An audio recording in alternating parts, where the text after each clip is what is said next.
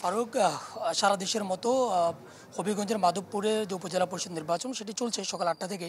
তবে প্রথম দিকে ভোটার উপস্থিতি একটু কম থাকলেও বেলা বাড়ার সাথে সাথে আসলেই কিছুটা বাড়ছে। আর এখন যেহেতু দুপুর চলছে সেই সুবাদে এখন কিছুটা কম, তবে বেলা বাড়ার সাথে সাথে কিছুটা বাড়ছে। আবার এখন আশা প্রকাশ করা যাচ্ছে যে যারা ভোটার রয়েছেন, সংশ্লিষ্ট যারা রয়েছেন তারা বলছেন যে বিকেলের দিকে আরও ভোটার বাড়বে।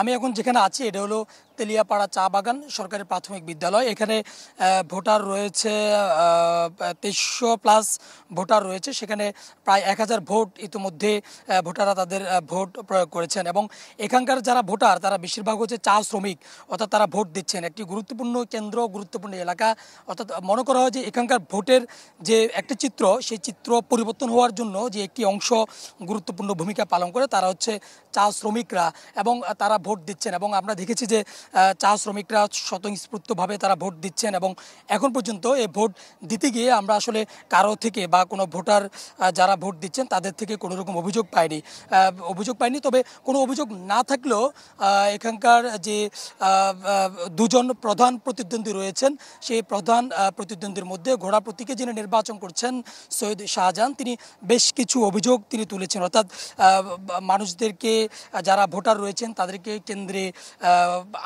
আনতে বাধা প্রয়োগ করা এবং তাদেরকে বিভিন্ন ধরনের হুমকি ধামকি দিয়েছে, এই টাইপের কিছু অভিযোগ তিনি তুলে ধরেছেন। এবং তিনি বলছেন যে বহিরাগতদের প্রবেশ এখানে রয়েছে। সব মিলিয়ে আইনশৃঙ্খলা রক্ষাকারী বাহিনীও আসলে এই বিষয়গুলো নিয়ে প্রস্তুত রয়েছেন। তারা বলছেন যে যে কোনো সময় যে কোনো মুহূর্তে বিশৃঙ্খল কোনো পরিস্থিতি তৈরি হলে তারা যথাযথ ব্যবস্থা নেবে।